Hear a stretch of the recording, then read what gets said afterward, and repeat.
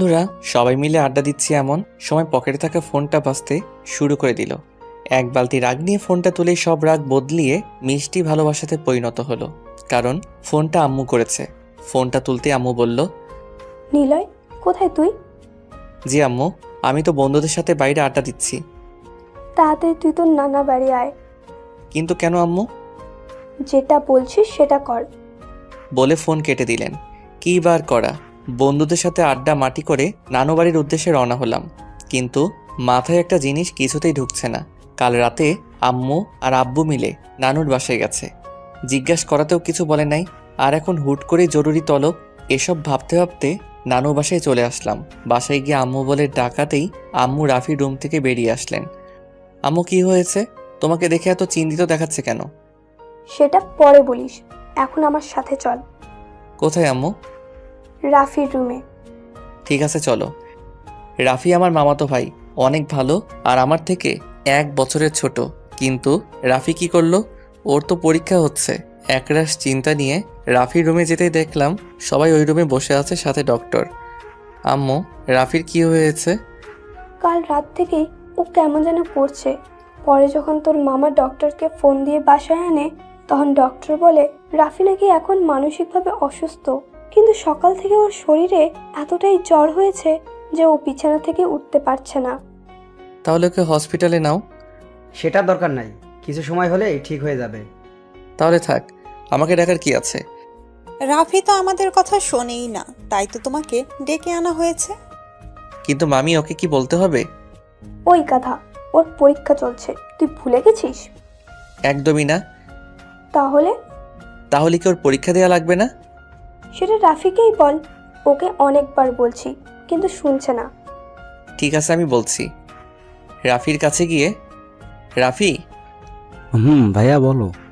পরীক্ষা না দিলে হয় না? ভাইয়া তুমিও, একটা বছর আমার নষ্ট হয়ে যাবে।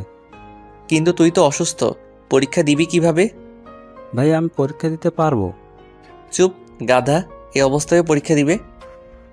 ঠিক আছে, তোর 1 বছর নষ্ট হবে না। কিভাবে? আমি পরীক্ষা দিব। কথাটা বলার সাথে সাথে সবাই মনে ভয় ভূত দেখছে। সবাই আমার দিকে এমনভাবে তাকিয়ে আছে, মনে হচ্ছে আমি মঙ্গল গ্রহ থেকে আসা এলিয়েন। ওই, কি বলছিস? ভেবে বলছিস তো? হ্যাঁ, তবে আব্বুর সাহায্য লাগবে। কি সাহায্য? পরে সমস্যা হলে সেই দিকে তুমি দেখবে। ঠিক আছে, কিন্তু কোনো কিন্তু না আব্বু, এখন তোমরা সবাই বাইরে যাও। আমার কথা শুনে সবাই বাইরে চলে গেল। আমিও আমার ড্রেস বদলিয়ে রাফির একটা ড্রেস পরে নিলাম। এখন আপনাদের আমার পরিচয় দেই। আমি আবির হাসান নিলয়, বাবা মায়ের একমাত্র সন্তান। আর কিছু বলা যাবে না, সময় নাই। ড্রেস বদলিয়ে রাফির থেকে জেনে নিলাম আজ কি এক্সাম আর কিছু গুরুত্বপূর্ণ টিপস যেটা আমাকে সাহায্য করতে পারে। রাফির টেবিল থেকে বই আর পরীক্ষার সকল কাগজপত্র নিয়ে বাইরে এলাম। নিলয়, কিছু খেয়ে যা। না আম্মু, এসে খাবো। আমি ড্রাইভারকে বলে রেখেছি তোমাকে নিয়ে যাওয়ার জন্য, সাবধানে যাবে। ঠিক আছে আব্বু। গাড়িতে উঠে রাফির কলেজের উদ্দেশ্যে রওনা দিলাম। যেতে যেতে রাফির থেকে শোনা গুরুত্বপূর্ণ প্রশ্নগুলো পড়তে লাগলাম। প্রায় 30 মিনিট পর রাফির কলেজে আসলাম। রাফির কলেজ বললে ভুল হবে, এখানে আমিও পড়াশোনা করতাম। সে যাই হোক, ক্লাসের দিকে যাওয়া যাক, না হলে ছোট ভাইয়েরা দেখে ফেললে সর্বনাশ। দ্রুত ক্লাসে চলে আসলাম। এসে প্রশ্নগুলো পড়তে লাগলাম। হঠাৎ কারো কথা কানে আসাতে ঘুরে দেখতেই আমি অবাক। একটা মেয়ে এত সুন্দর হয় কিভাবে? দেখতে অনেক বাচ্চা বাচ্চা লাগছে, সাথে চোখে একটা চশমা। সবকিছু জাস্ট ওয়াও। মনে মনে রাফিকে হাজার হাজার বার ধন্যবাদ দিচ্ছি। এই যে এতক্ষণ ধরে ডাকছি, শুনতে পাচ্ছেন না? হা করে কি দেখছেন? কিছু না, আপনি এই সিটে কি করেন? পরীক্ষা দেওয়ার জন্য বসে আছি। এখানে তো অন্য এক ছেলে পরীক্ষা দিচ্ছে, আপনি কেন? পরীক্ষা শেষ হওয়ার পরে বলি। না, আমায় এখন বলুন। প্লিজ, এখন বিরক্ত করো না। 100 বার করব। এই মেয়ে, বলছি না পরীক্ষার পরে বলবো, এখন চুপচাপ বসে থাকো। কাঁদো কাঁদো মুখ নিয়ে হ্যাঁ সূচক উত্তর দিল। প্লিজ মন খারাপ করো না, আমি আসলে তোমাকে ধমক দিতে চাইনি। তোমার গণিত পরীক্ষার বিষয়ে সর্বোচ্চ পয়েন্ট কত? 85। আমি তোমাকে 95 পাইয়ে দিব যদি তুমি কাউকে কিছু না বলো। আমার কথা শুনে মেয়েটি আমার দিকে অবাক হয়ে তাকিয়ে রইল। আমি সেদিকে খেয়াল না করে প্রশ্নগুলো পড়ে স্যারের টেবিলে বইটা জমা দিয়ে দিলাম। কিছুক্ষণ পর স্যার এসে খাতা দিতে লাগলো। আমার কাছে আসতেই, নিলয় তুই? ভাই প্লিজ এখন কিছু বলো না, পরীক্ষা শেষ হলে সব বলবো। ঠিক আছে। খাতা নিয়ে লিখতে যাব তখনই দেখি আমার পাশে বসা মেয়েটা আমার দিকে অবাক হয়ে তাকিয়ে আছে। হয়তো জানতে চাই কে আমি আর কেনই বা স্যারকে ভাই বললাম। কিছু বলবে? না। তাহলে লেখো, আর কিছু না পারলে আমার থেকে শুনে নিবা, ঠিক আছে? হ্যাঁ। পরীক্ষার প্রায় 2 ঘন্টা হয়ে এসেছে, কিন্তু এর মাঝে মেয়েটি একবারও কিছু জিজ্ঞাসা বা শুনে নেই। হয়তো ভালো ছাত্রী। রাফির কিছু বন্ধু আমার দিকে অবাক হয়ে তাকিয়ে আছে, কারণ তারা সবাই আমাকে চেনে। লাস্ট প্রশ্নটা লিখতে যাব, কিন্তু হঠাৎ করে মেয়েটির দিকে চোখ পড়ল। লেখা বাদ দিয়ে মন খারাপ করে বসে আছে। আমি আবার কি করলাম? আমি তো কিছু করিনি, তাহলে পরীক্ষায় লেখা বাদ দিয়ে বসে থাকার কারণ কি? কলমের হেড কামড়াতে লাগলো। মেয়েটির এমন অবস্থা দেখে না হেসে পারলাম না। ইন্টার 2য় বর্ষের মেয়ে হয়েও বাচ্চাদের মতো করছে। এতটাই মায়াবী লাগছে, মন চাইছে পরীক্ষা রেখে দিয়ে মেয়েটির দিকে তাকিয়ে থাকি। মেয়েটির মায়াবী রূপ দেখে যখন আমি ভাবনার জগতে চলে গেছি, ঠিক তখন মেয়েটির কথা শুনে ভাবনার জগৎ থেকে বের হলাম। হাসছেন কেন? তেমন কিছুই না, মন চাইলো তাই হাসলাম। কত মার্ক কমপ্লিট করছো? 65। তাহলে বসে আছো কেন? লেখো তাড়াতাড়ি। আর মনে পড়ছে না। আপনি যদি ধমক না দিতেন তাহলে আরো করতে পারতাম। আল্লাহ গো, এই মেয়ে কি বলে? আমার জন্য নাকি সে লিখতে পারছে না। তারপর হুট করে মনে পড়ে গেল মেয়েটিকে বলেছিলাম 95 মার্ক পাইয়ে দিব। এত কিছু না ভেবে মেয়েটির খাতা নিয়ে নিলাম। আরে আপনি আমার খাতা নিচ্ছেন কেন? লিখে দিব তাই। জীবনেও না। আমি আপনাকে আমার খাতা দিব না, দিচ্ছি না। কি হচ্ছে এসব? চুপ করো। সরি স্যার, তুই যদি এখন খাতায় লিখতে না দাও তাহলে আবার ধমক দিব। আমার কথা শুনে মেয়েটি চুপ হয়ে গেল। আমার আর 10 মার্ক আছে, এটা তুমি কমপ্লিট করে দাও। আমি তোমাকে সব বলে দিচ্ছি কেমনভাবে কি করতে হবে, ঠিক আছে? জি। আমি আর কথা না বাড়িয়ে লেখা শুরু করলাম। লিখতে লিখতে হাত ব্যথা হয়ে গেছে। আর আপনারা ভাবছেন আমি এত লিখছি কিভাবে?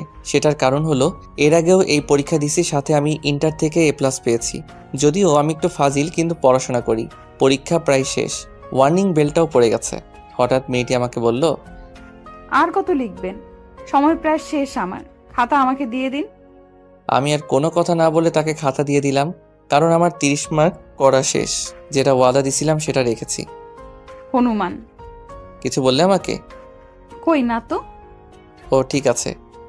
পরীক্ষা শেষ, বাইরে এসে ইকবাল ভাইয়ের সাথে কথা বলছি। এমন সময় মেয়েটি আমার সামনে দিয়ে চলে যাচ্ছিল। আমি আর ইকবাল ভাইয়ের সাথে কথা না বলে মেয়েটির পিছু নিলাম। মেয়েটি যে একটু ডেকে কথা বলবো সেটাও হয়ে ওঠেনি, কারণ মেয়েটির নাম এখনও জানি না। এই মেয়ে দাঁড়াও। কাছে গিয়ে, এই যে মিস কানা, এতক্ষণ ধরে ডাকছি, কথা কানে যায় না? আমি আপনার কথা শুনবো কেন? আমি ডাকছি তাই। কে আপনি? তোমার হবু স্বামী। কি? আমার সাথে চলো। না, আপনার সাথে আমি কোথাও যাব না। বলছি না চলো। বললাম তো যাব না। আর একবার না বললে আবার দিব। থাপ্পড় খাওয়ার পরে মেয়েটি গালে হাত দিয়ে মাথা নিচু করে দাঁড়িয়ে আছে। সাথে কিছু ছেলে মেয়ে আমাদের দিকে তাকিয়ে হাসছে, যেটা দেখে আমার খুব বিরক্তি লাগছিল। তাই সবাইকে উদ্দেশ্য করে বললাম, যদি কারো থাপ্পড় খাওয়ার ইচ্ছা না থাকে তাহলে সবাই এখান থেকে চলে যা, না হলে সবাইকে পিটাবো। আমার কথা শুনে সবাই চলে যেতে লাগলো। মেয়েটির দিকে তাকাতেই মনের ভিতরে চিনচিন ব্যথা অনুভব করলাম, কারণ মেয়েটি কান্না করছে। তার থেকেও বড় কথা, মেয়েটির গাল লাল হয়ে গেছে, যা দেখতে খুব খারাপ লাগছিল। মেয়েটি চশমাটা খুলে চোখের জল মুছে দিয়ে বললাম, আমি আসলে মারতে চাইনি। তুমি যদি আমার কথাটি শুনতে তাহলে মারতাম না। এখন চলো। তারপর মেয়েটিকে নিয়ে গাড়িতে উঠালাম। আচ্ছা, তোমার নাম কি? জান্নাতুল মাওয়া। ডাকনাম জান্নাত। বাহ, সুন্দর নাম। তোমার বাসা কোথায়? কলেজের উত্তর পাশে যে একটা ফ্ল্যাট আছে সেটা আমাদের। তোমরা একাই থাকো? না, নিচতলায় ভাড়াটে থাকে। তোমার বাসায় কে কে আছে? আব্বু, আম্মু, ছোট বোন আর আমি। ওয়াও, আমার তাহলে একটা শালিকাও আছে, ভালোই হবে। রাগানোর জন্য বললাম। আমার দিকে একটু তাকিয়ে থেকে কিছু না বলেই মাথা নিচু করে নিল। তাই আমিও আর কিছু বললাম না, আবার যদি মন খারাপ করে সেই ভয়ে। আরও বাসায় আসার পরে, ম্যাডাম নামুন, এসে গেছি। জান্নাত কিছু না বলে নেমে গেল। হয়তো ভাবছে যদি কিছু জিজ্ঞাসা করে আবার যদি মারি, সেই ভয় পেয়ে। ওকে দেখতে কিছুটা ভীতু দেখাচ্ছে, কিন্তু ওর এই মায়াবী রূপ, সাথে মুখে ভয়ের ছায়া, যা আমাকে বারবার ওর মায়ায় জড়িয়ে যেতে সাহায্য করছে। জানি না ওর মধ্যে কি প্রভু কি এমন লুকিয়ে দিছে, কিন্তু আমি খুঁজে পাচ্ছি না। জান্নাত আমার সামনে এসে দাঁড়াতেই বললাম, চলো আমার সাথে। তারপর জান্নাতকে সাথে নিয়ে নানু বাড়ির ভিতরে ঢুকলাম। আমাকে দেখেই রোহান বলল, ভাইয়া এই আপুটাকে? তোর জানতে হবে না, চল আমার সাথে। কোথায় ভাইয়া? রাফির রুমে। ভাইয়াকে তো হাসপাতালে নেওয়া হয়েছে। কেন? আবার অসুস্থ হয়েছিল, তাই ডাক্তার আঙ্কেল হাসপাতালে নিয়ে যেতে বলেছিল, কিন্তু কোন হাসপাতালে নেওয়া হয়েছে আমি জানি না। ঠিক আছে তুই থাক, আমরা গেলাম বলে জান্নাতকে সাথে নিয়ে গাড়িতে উঠালাম। আম্মুকে ফোন দিয়ে কোনো হাসপাতালে নেওয়া হয়েছে সেটা জেনে আমি নিজেই গাড়ি ড্রাইভ করতে লাগলাম। প্রায় 30 মিনিট পর হসপিটালে পৌঁছে গেলাম। দেখলাম আম্মু, আমি আর মামা বাইরে বসে আছে। আমি তাদের কাছে যেতেই আম্মু জান্নাতকে দেখে বলল, নিলয়, এই মেয়েটাকে? আম্মু ও জান্নাত রাফির সাথে পরীক্ষা দিচ্ছে, আর জান্নাত ইনি হলো আমার আম্মু, সাথে তোমার হবু শাশুড়ি মা। কথাটা শোনার পর জান্নাত অগ্নি দৃষ্টি নিয়ে আমার দিকে তাকালো। সেদিকে আমি না দেখে মামিকে বললাম, রাফির কি অবস্থা? এখন একটু ভালো। ঠিক আছে, তোমরা বাইরে থাকো, আমি আর জান্নাত ভেতর থেকে আসছি। জান্নাতকে সাথে নিয়ে রাফির বেডের কাছে গিয়ে বললাম, একে চেনো ডিয়ার হবু বউ? খবরদার, আমাকে আর হবু বউ বলবেন না, বললে কিন্তু আমি আত্মহত্যা করব। মাথায় হাত দিয়ে, পাগলি নাকি তুমি? সেটা যাই বলেন। হয়েছে, এখন একে দেখো। রাফিকে দেখিয়ে, চিনি, ইনি রাফি যে আমার সাথে। এখন চলো, তোমার বাসা থেকে আবার চিন্তা করবে। জান্নাতকে আর কিছু বলার সুযোগ না দিয়ে বাইরে চলে আসলাম। বাইরে এসে আম্মু, মামি আর মামার সাথে কথা বলে জান্নাতকে নিয়ে গাড়িতে উঠলাম। কিন্তু জান্নাত কেমনভাবে যেন তাকিয়ে আছে, হয়তো কিছু বলতে চাইছে। কিছু বলবে? যদি বকা আর না মারেন তাহলে বলতে পারি। ঠিক আছে বলো, কিছু বলবো না। ওনার কি হয়েছে? একটু মানসিকভাবে অসুস্থ, সেই জন্য ওর পরিবর্তে আমি পরীক্ষা দিচ্ছি, যেন রাফির একটা বছর নষ্ট না হয়। ও, জান্নাতের সাথে কথা বলতে বলতে জান্নাতের বাসার সামনে আসতেই আমাকে থামাতে বলল। আমি একপাশে থামাতেই জান্নাত নেমে বাসায় চলে যেতে লাগলো। কেউ কাউকে সাহায্য করলে ধন্যবাদ বলতে হয়, আমি বলি না। বলেই দৌড়ে বাসার ভিতরে চলে গেল। আমি ওর সেখানে না থেকে বাসার উদ্দেশ্যে রওনা দিলাম। বাসায় এসে মামাকে ফোন দিয়ে বললাম রাফির সবগুলো পরীক্ষাই আমি দিব। রাফির অবস্থার কথা চিন্তা করে মামাও আর না করলো না। পরীক্ষার রুমে ঢুকতেই দেখতে পেলাম জান্নাত সিটে বসে আছে আর কি যেন আনমনে ভেবে চলেছে। প্রতিটা মানুষের কিছু ভালো লাগার বিষয় থাকে, তার মধ্যে একটা হলো ভালোবাসার মানুষটার দুষ্টু মিষ্টি পাগলামি। এই জন্যই হয়তো রবি ঠাকুর ভেবে বলেছেন আমরা সেটাই মুগ্ধভাবে উপভোগ করি, যেটা আমাদের উপভোগ করার বিষয়। সে যাই হোক, আমি তো আর রবি ঠাকুর না যে তার কথার ব্যাখ্যা দিব। অনেকক্ষণ জান্নাতকে দেখার পরে সিটে গিয়ে বসলাম। আমার বসা দেখে প্রথমে কিছুটা ভয় পেয়েও তেমন কোনো রিয়াক্ট করলো না। কেমন আছো হবু বউ? জান্নাত কিছু না বলে অগ্নিময় দৃষ্টি নিয়ে আমার দিকে তাকালো। ওর চোখের ভাষাটা কিছুটা হলেও আমি বুঝতে পারছিলাম। ওর চোখ দুটো দেখে বোঝা যাচ্ছে আমায় এখন চিবিয়ে খাবে। কি হলো, কথা বলছো না কেন? কি বলবো শুনি? আর আমায় বউ ডাকার আপনি কে? আমাদের কি বিয়ে হয়েছে? কেন বউ, রাগ করছো কেন? এখন না হয় কিছুদিন করে ঠিকই বিয়ে হবে। অসম্ভব, আমার জান থাকতে আপনাকে আমি বিয়ে করব না। সেটা না হয় সময় বলে দিবে। জান্নাতের সাথে কথা বলতে বলতে স্যার এসে পরীক্ষার প্রশ্ন আর খাতা দিল। পরীক্ষা শেষ করে আমি জান্নাতের জন্য অপেক্ষা করছি। কিছুক্ষণ পরে জান্নাত রুম থেকে বের হলো। জান্নাত, এদিকে চলো। না, যাব না। আর আজ মারলে আমি বাসায় গিয়ে আম্মুকে সব বলে দিব। জান্নাতের কথা শুনে আমি হাসবো নাকি কান্না করবো ভেবে পাচ্ছি না। এত বড় মেয়ে হয়েও 3-4 বছরের মেয়েদের মতো কথাবার্তা। প্লিজ, তোমার সাথে একটা জরুরি কথা আছে। না, আমি যাব না। আপনার জন্য কাল আমি আম্মুর থেকে বকা শুনছি। আশেপাশে তাকিয়ে দেখলাম ছাত্রছাত্রীর সংখ্যা তেমন কোনো নেই। এই সুযোগটাতে মায়াবতী গালে ছোট্ট একটা ভালোবাসার পরও শিখে দিলাম। চুমুটা দেওয়ার পরে জান্নাত আমার কলার ধরে কলেজের একপাশে নিয়ে গেল। তুই আমাকে চুমু দিলি কেন? ওরে মা, এই মেয়েগুলো কি বলে? যে মেয়েকে কেউ ধমক দিলে চুপ হয়ে যায় সেই কিনা রেগে কথা বলছে, সেটাও আবার তুই করে। অবশ্যই এরকমভাবে কথা বলাটাই স্বাভাবিক, কারণ অপরিচিত কেউ এভাবে চুমু দিলে রাগ করাটাই সাজে। কিন্তু হবু বউটাকে অনেক রূপবতী লাগছে। রাগ করলে জান্নাতকে রাগলে এতটা রূপবতী লাগে না। দেখলে হয়তো জীবনের অনেক বড় একটা জিনিসের অপূর্ণতা রয়ে যেত। জান্নাতকে দেখে মনটা চাইছে জড়িয়ে ধরে একটু আদর করি। কি হলো, হাবলার মতো দাঁড়িয়ে আছিস কেন? তাছাড়া কি করব? ওই হারামি বাদর, কালো বিড়াল, হনুমান, তুই আমাকে চুমু দিলি কেন সেটা বল। তুমি কি এগুলো আমাকে বলছো? তুই ছাড়া এখানে কেই বা আছে? ছি, এইভাবে কি কেউ হবু বরকে বকা দেয়? কে হবু বর? কেন আমি? আর একবার যদি বাজে কথা বলিস তাহলে গলা চেপে ধরে তোকে মেরেই ফেলবো। তোমার লজ্জা করে না এভাবে কাউকে মারতে? শালা লুচু, তোর লজ্জা লাগে না আমাকে চুমু খাস? আমি তো আমার...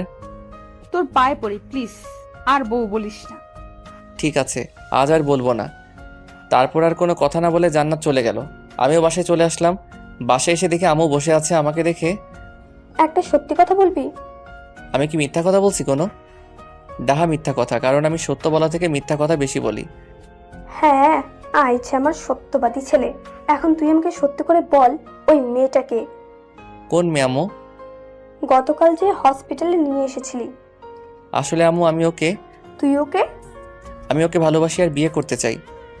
আলহামদুলিল্লাহ, ছেলের আমার পছন্দ আছে। তা কিভাবে কি হলো আমাকে প্রথম থেকে বল। তারপর আম্মুকে প্রথম থেকে শুরু করে সব বললাম। আর আম্মুকে এটাও বললাম যে আমি জান্নাতকে খুব তাড়াতাড়ি বিয়ে করব। কিন্তু জান্নাত যেন এই বিষয়ে না জানতে পারে। পরের দিন পরীক্ষার হলে বসে আছি আর বোরিং হচ্ছি, কারণ জান্নাত এখনও আসেনি। তাই চোখ বন্ধ করে নিচের দিকে তাকিয়ে আছি। কিন্তু হঠাৎ পাশে কাউকে অনুভব করলাম। তাকিয়ে দেখলাম জান্নাত বসে আছে। কিন্তু আজ একটু মন খারাপ লাগছে, যে কেউ আজ জান্নাতকে দেখে বলে দিবে আজ ওর মন খারাপ। জান্নাত, তোমার কি মন খারাপ? কি হলো বলো? আজ জেরি অ্যাক্সিডেন্ট করেছে। জেরিকে? আমাদের বাসার বিড়াল। হ্যাঁ, বিড়াল। কেউ বিড়ালের জন্য নাকি মন খারাপ করে, সেটাও আবার পরীক্ষার হলে। জান্নাত যেভাবে মন খারাপ করে আছে, ওকে দেখে মনে হবে ওর কোনো আত্মীয় ইন্তিকাল করেছে। কিন্তু পাগলিটা এমনভাবে কথা বলছে যেন ওর বেস্ট ফ্রেন্ড। কি হলো, হাসতেছেন কেন? না, তেমন কিছু না, এমনি। ও জি। সেদিনের মতো পরীক্ষা শেষ করে বাইরে বের হলাম। কিছুক্ষণ পর জান্নাত বের হলো। ওকে ডাকাতেই মনমরা হয়ে কাছে আসলো। জান্নাত, একটা কথা বলি? বলেন। আমি তোমাকে ভালোবাসি আর তোমাকে বিয়ে করতে চাই। আমি আপনাকে ভালোবাসি না, আর আপনাকে তো আমি জীবনেও বিয়ে করব না। ঢ্যাঙা সার কোথাকার। কি বলে তুমি? আবার বলো। গাধা হনুমান। বলেই হোসাইন বোল্টের মতো দৌড়ে চলে গেল। আমারও ভালো লাগে জান্নাতের এমন পাগলামি। এরই মাঝে 7টা পরীক্ষা শেষ, আর মাত্র 2টা আছে। না জানি পাগলিটা আমার ভালোবাসা বুঝবে কিনা। আর ইদানিং আমিও কেন জানি না জান্নাতের প্রতি অনেকটা দুর্বল হয়ে পড়েছি। ওকে না দেখলে মনে হয় পৃথিবীটা ধমকে গেছে। মনে হয় বন্দুকের বুলেটগুলো আমার হৃৎপিণ্ডকে ছিন্ন ভিন্ন করে দিবে। রাতে খাবার টেবিলে বসে আছি, এমন সময় আব্বু বলল, নিলয়, তোমার আম্মু যা বলেছে সেগুলো কি সত্যি? কি বলছে আব্বু তোমাকে? তোমার বিয়ের কথা। জি আব্বু, কিন্তু তোমার কাছে একটা অনুরোধ আছে, প্লিজ বলো, রাখবে? বলো। আমি যে জান্নাতকে বিয়ে করছি এটা ওকে বলবে না, সেটার জন্য তুমি যা ইচ্ছা করো। কিন্তু নিলয়। আব্বু, আমি কোনো কিন্তু শুনতে চাই না। আর আম্মু, তুমি তো কিছু বলো। ঠিক আছে, আমি আর তোর আব্বু মিলে জান্নাতের বাবা মায়ের সাথে কথা বলবো। এখন তুই জান্নাতের বাসার ঠিকানা বল। তারপর জান্নাতের বাসার ঠিকানা দিয়ে এসে পড়াশোনা করে ঘুমিয়ে গেলাম। পরের দিন পরীক্ষার জন্য যেতে একটু দেরি হয়ে যায়। হলে গিয়ে দেখলাম জান্নাত সিটে বসে আছে। কি করো? আপনার চোখ নেই? আরে রাগ করছো কেন? জান্নাত, একটা কথা জিজ্ঞেস করি? কি? আমি তোমাকে সত্যি ভালোবাসি আর আমি তোমাকে বিয়ে করতে চাই। আপনার কি কোনো কথা কানে যায় না? আমি আপনাকে কতবার বলবো আমি আপনাকে ভালোবাসি না, আর আমার প্রাণ থাকতে আমি কোনোদিন আপনাকে বিয়ে করব না। কেন করবে না? তো সাহস কি করে হয় আমাকে স্পর্শ করার? ছোট লোক জানোয়ার। আমি বুঝতেই পারিনি জান্নাত এরকম কোনো কাজ করবে। আশেপাশে তাকিয়ে দেখলাম সবাই আমার দিকে অবাক হয়ে তাকিয়ে আছে। রাফির কিছু বন্ধু যারা আমাকে চেনে তারা আমার দিকে আসতে চাইলেও হাত দিয়ে বারণ করি যেন তারা না আসে। জান্নাতের চোখের দিকে তাকাতেই বুকের ভিতরে ব্যথা অনুভব করলাম। মনে হচ্ছে কেউ আমার হৃৎপিণ্ডতে আঘাত করেছে, কারণ জান্নাতের চোখ থেকে যখন তখন বৃষ্টি নামতে পারে। জান্নাতের এমন অবস্থা দেখে ওকে রাগান্বিত করার জন্য প্রস্তুত হলাম। যদিও থাপ্পড়টার ব্যথা এখনো করছে, তারপরও ভালোবাসার মানুষকে খুশি করতে লাগলাম। আমি জানি তুমি এখন কান্না করবে, জানি তো তুমি ছিচকাদনে। কে বলেছে তোকে? তোমার চোখ। চোখ কি কথা বলতে পারে? মজা নিস আমার সাথে? আর একবার যদি আমায় রাগাতে আসিস তাহলে তোর খবর আছে। যেভাবে থাপ্পড় মারছো এরপরেও কিছু করবে? সরি। কেন গো বউ? তোকে আমি কিছু করার আগে স্যার এসে হাজির, যার জন্য বেঁচে গেলাম। না হলে হয়তো আবার একটা থাপ্পড় খেতে হতো। বউটাকে শান্তশিষ্ট লাগলেও ঠিক সেরকম না। যেভাবে থাপ্পড় দিচ্ছে আমার বাপের জন্ম মনে হয় এত জোরে থাপ্পড় খাইনি। সেদিনের মতো পরীক্ষা শেষ করে বাসায় চলে আসলাম। ফ্রেশ হয়ে আম্মাকে ডাকলাম। কি রে, মন খারাপ নাকি? না আম্মু। তাহলে কি কিছু বলবি? কিছু বলার ছিল। তাহলে বল। আম্মু, তুমি তো জানো আমি জান্নাতকে কতটুকু ভালোবাসি। হ্যাঁ জানি তো, আমার পাগল ছেলেটা আমার ছেলের বউকে অনেক অনেক ভালোবাসে। কিন্তু আম্মু, জান্নাত আমাকে বুঝতেই চায় না।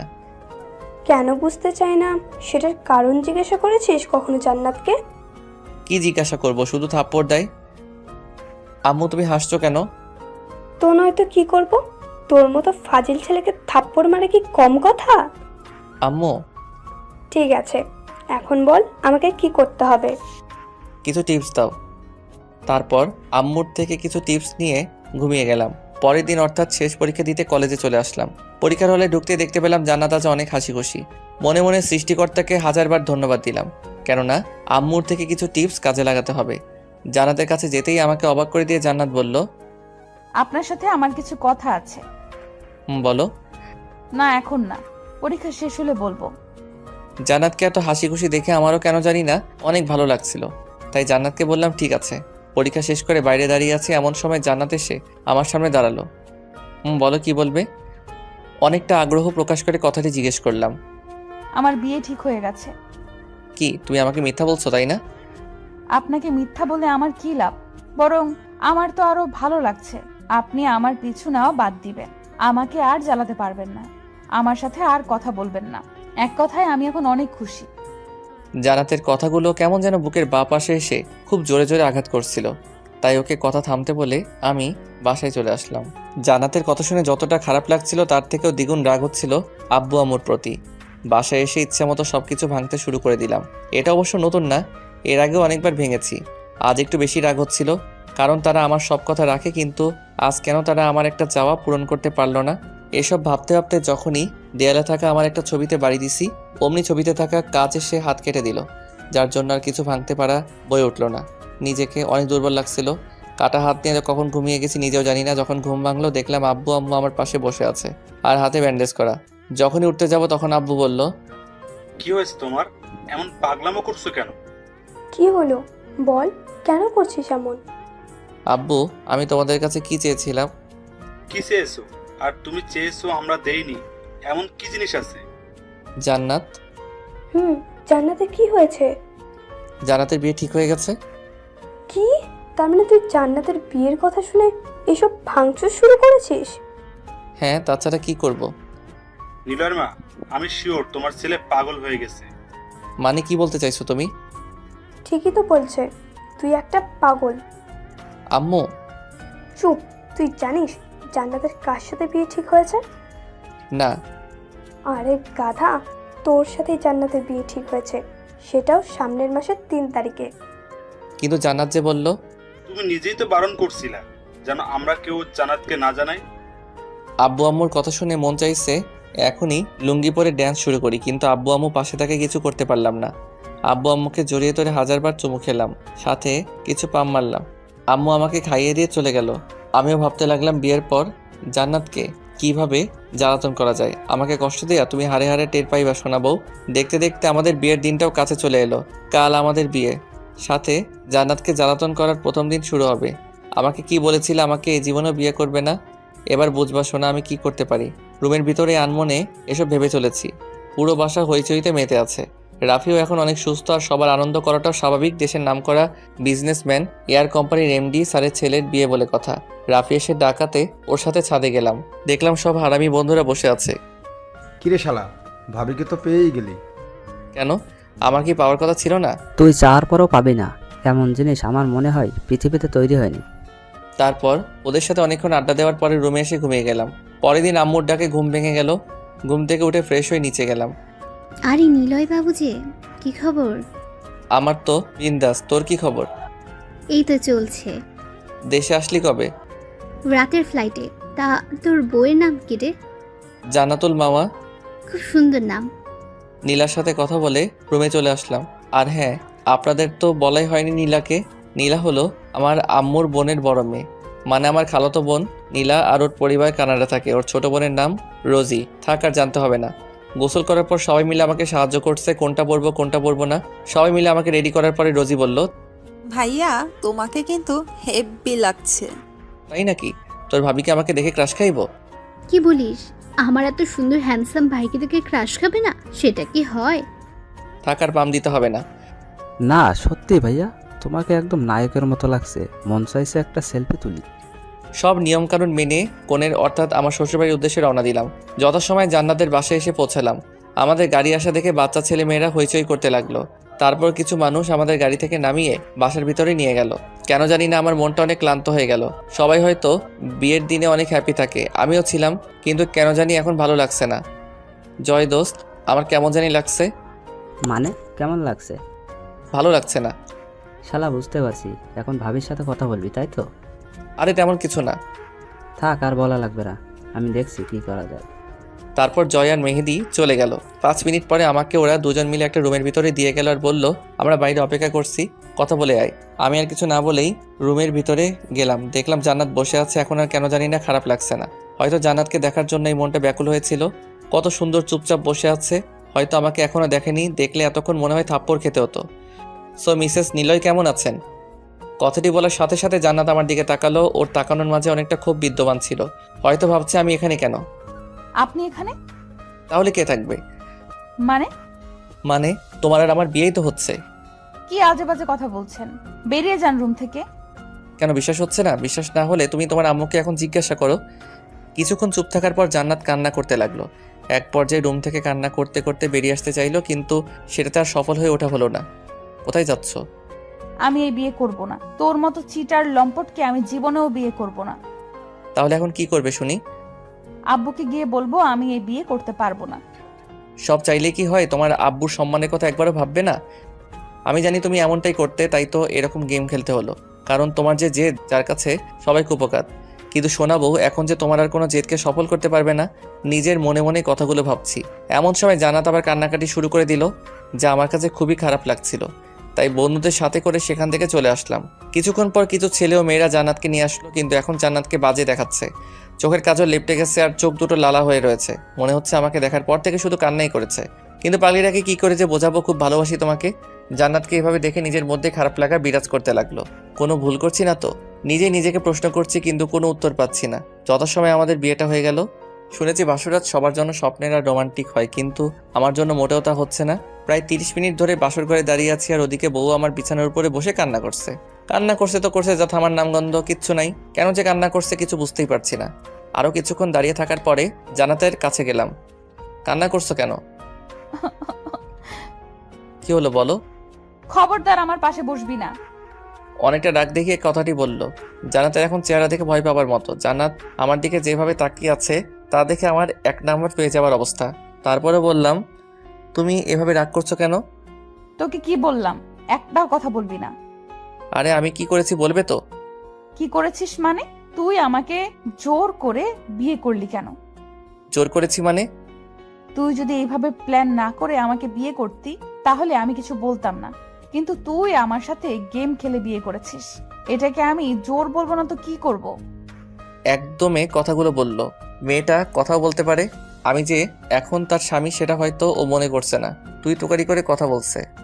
তুই জানো না স্বামীকে তুই করে কথা বলতে নাই, বললে স্বামীর অমঙ্গল হয়। কে স্বামী? কেন আমি? আমি তোকে স্বামী হিসেবে মানি না। কিন্তু আমাদের যে বিয়ে হলো সেটা? আমি বিয়েও মানি না। দরকার হলে আমি তোকে ডিভোর্স দিব, তবুও তোকে স্বামী মানা ইম্পসিবল। ঠিক আছে, তোমার আমাকে স্বামী মানতে হবে না। এখন ঘুমিয়ে পড়ো, অনেক রাত হয়েছে। তাহলে তুই বাসাতে কি করিস? জান্নাতের কথা শুনে আমি তো অবাক, কারণ আমি বিছানা ছাড়া কোথায় থাকবো। তারপরে জিজ্ঞাসা করলাম, কেন বিছানায় না থেকে কোথায় থাকবো? বিছানায় থাকবি মানে? তোর সাথে আমি এক বিছানায় ঘুমাতে পারবো না। এবার অনেকটা রাগ হয়ে গেল, কারণ আমি বিছানা ছাড়া ঘুমাতে পারি না। মনটা চাইছে ধরে ইচ্ছা মতো থাপড়ায়ে মুখের দাঁত ফেলে দেই, কিন্তু বউ বলে কিছু করতে পারলাম না। পরে যদি আবার কেউ জিজ্ঞাসা করে আমার বউয়ের এই অবস্থা কেমন করে হলো, তাহলে আমি নিজেই অপমানিত হতে হবে। নিজেকে কিছুটা স্বাভাবিক করে জান্নাতের মুখটা আমার দিকে ঘুরিয়ে বললাম, জান্নাত আমি বিছানা ছাড়া ঘুমাতে পারি না। জান্নাতের থেকে থাপ্পড় খেয়ে গালে হাত দিয়ে ওর দিকে করুণ দৃষ্টিতে তাকিয়ে আছি। থাপ্পড় দেওয়ার পরে জান্নাত আবার বলতে শুরু করলো, বিয়ে হয়েছে বলে আমার কাছে স্বামীর অধিকার খাটাতে আসবি না, না হলে ভালো হবে না। জান্নাতকে আর কিছু বললাম না, কারণ মেয়েটা যে ধানি লঙ্কা, কিছু না বলে শুধু থাপ্পড় খেতে হয়। অধিকার খাটাতে গেলে না জানি আমাকে কি করবে, সৃষ্টিকর্তা ভালো জানেন। বন্ধুরা কত করে বলেছিল বিড়ালটা যেন সাবধানে মারি, এখন ওদের কেমন করে যে মুখ দেখাবো। আমায় ক্ষমা করে দিস রে। কি হলো, দাঁড়িয়ে রইলি কেন? সেটা তোমার ভাবতে হবে না। চুপচাপ সোফার উপর ঘুমা। হনুমান, কালো বিড়াল, লুচু, সাদা বদমাস। আল্লাহ গো, আমার তুইলা লও। ওই চুপ, যা ঘুমা তাড়াতাড়ি। আর কিছু বললাম না। মানে বলার সাহস নাই। যদি আমার মতো নাদান পলের আবার মারে। আম্মা গো, আমি কাকে বিয়ে করলাম? কথায় কথায় শুধু মারে। এক বালতি দুঃখ নিয়ে ঘুমিয়ে পড়লাম। সকালে অবশ্য আমাকে কেউ ডাকে ঘুম থেকে ওঠাতে লাগে না, আমি নিজে নিজে ঘুম থেকে উঠি। ঘুম থেকে উঠে দেখলাম জান্নাত এখনো শুয়ে আছে, দেখতে একদম বাচ্চাদের মতো লাগবে। জান্নাতকে দেখে কেউ মনেই করবে না গত রাতে কি করতে পারে। ওকে এখন অনেক নিষ্পাপ লাগছিল। ঘুম থেকে ওঠার জন্য ডাক দিব ভাবছি, কিন্তু গত রাতে থাপ্পড় আর বকার জন্য ডাকার সাহসিকতা খুঁজে পাচ্ছি না। যদি আবার মারে, তার থেকে বরং এই নিষ্পাপ মুখখানা উপভোগ করি। জান্নাতকে দেখতে দেখতে খেয়ালই করিনি জান্নাত ঘুম থেকে উঠে পড়েছে। ওই হনুমান, কখন থেকে ডাকছি, কানে যায় না? হ্যাঁ, কিছু বললে? তুই আমার রুমে কি করিস? তোমার রুম মানে? কাল যে আমাদের বিয়ে হলে এত তাড়াতাড়ি ভুলে গেলে? জান্নাত আর কিছু না বলে ফ্রেশ হওয়ার জন্য বাথরুমে চলে গেল। কিছুক্ষণ পর ফ্রেশ হয়ে রুমের ভিতরে এলো। নীল রঙের শাড়িতে জান্নাতকে অপরূপ লাগছিল, তার সাথে খোলা চুলগুলো এখনো ভেজাই রয়েছে, যা দেখতে জান্নাতকে নীল পরিদের মতো লাগছে। আয়নার সামনে দাঁড়িয়ে শাড়ি আর চুল ঠিক করতে যখন জান্নাত ব্যস্ত, তখন আমার মনে অন্য চিন্তাভাবনা ঘুরপাক শুরু করে দিছে। মন চাইছে পেছন থেকে জড়িয়ে ধরি। যখনই জান্নাতের কাছে যাওয়ার জন্য পা বাড়ালাম, ঠিক তখনই গত রাতে থাপ্পড়ের কথা মনে পড়ে গালে হাত দিয়ে ফ্রেশ হওয়ার জন্য চলে গেলাম। ফ্রেশ হয়ে রুমে আসতেই অবাক, কারণ বিছানার উপরে আমার ড্রেস রাখা হয়েছে, তার পাশে জান্নাত বসে আছে। মনে মনে ভাবছি হয়তো জান্নাত আমাকে ভালোবাসে, ড্রেসগুলো আলমারি থেকে বের করে রেখেছে যেন এগুলো আমি পরি। ধন্যবাদ সোনা বউ ড্রেসগুলো বের করে রাখার জন্য। বয়ে গেছে আপনার ড্রেস বের করা? তাহলে?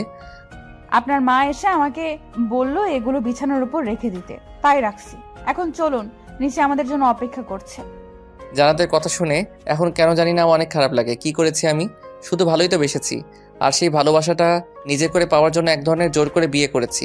কিন্তু আমি তো ওকে অনেক বেশি ভালোবাসি, কেন বুঝতে চাই না। নিজের মনকে শান্ত করে উত্তর দিলাম, তুমি যাও, আমি আসছি। দুজনকে একসাথে যেতে বলেছে। ঠিক আছে, তুমি একটু অপেক্ষা করো, আমি রেডি হয়ে নিচ্ছি। তারপর ড্রেসটা পরে নিচে চলে এলাম। সবার সাথে কিছুক্ষণ কথোপকথন করে নাস্তা করে রুমে চলে এলাম। কিছুক্ষণ পরে জান্নাত এসে বলল, বিকেলে আমাদের নিতে আসবে। তো আপনি কি যাবেন? হ্যাঁ যাব। হনুমান কোথাকার, কোনো কিছুতেই না বলে না। কি বললে? কিছু না। বউটাও হয়েছে, কখনো তুই আবার কখনো আপনি, না জানি মাথার কোন তার কাটা।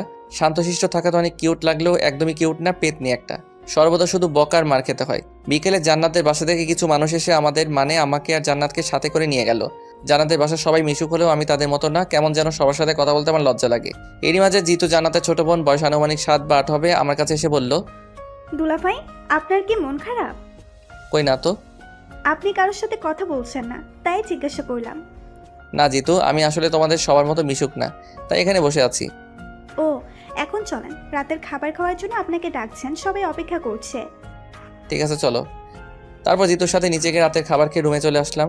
আর এখানে শুরু হলো আরেক সমস্যা, কারণ জান্নাতের রুমে কোনো সোফা নেই। কি আর করা, ফ্লোরে ঘুমাতে হবে, কারণ থাপ্পড় খাবার থেকে ফ্লোরে ঘুমানো শতগুণ ভালো। ফ্লোরে বিছানা পারছি, এমন সময় জান্নাত এলো। কি হলো, কি করছেন? বিছানা পারছি। কেন? ঘুমাবো তাই। তোমার রুমে তো আর সোফা নেই যে সোফাতে ঘুমাবো, আর থাপ্পড় খাওয়ার ইচ্ছা নেই, তাই এখানে বিছানা করছি। Good boy. তারপর আর কোনো কথা না বলে ঘুমিয়ে গেলাম। সকালে ঘুম থেকে উঠতেই কণ্ঠটা কেমন যেন গম্ভীর লাগছে, মনটা খারাপ করে বসে আছি। এমন সময় জান্নাত রুমে এলো। কি হলো, বসে আছেন কেন? যান, ফ্রেশ হয়ে নিচে আসুন, সবাই অপেক্ষা করছে। জান্নাতকে কোনো কথা না বলে বাথরুমে ফ্রেশ হতে চলে গেলাম। অন্যদিকে জান্নাতের কথা, কি ব্যাপার, নিলয় আমাকে কিছু বললো না কেন? আমি কি ওর সাথে খারাপ ব্যবহার করছি? কিন্তু এখন তো কিছুই করিনি, তাহলে কিছু বললো না কেন? পরক্ষণেই জান্নাতের মনে পড়ল গত 2 দিন যাবৎ আমার সাথে কেমন ব্যবহার করছে। কিন্তু নিলয় তো আমাকে কিছুই বলে না, বরং সে নিজেই আমাকে রাগানোর জন্য কথা বলে, যেন আমি খুশি হয়ে থাকি।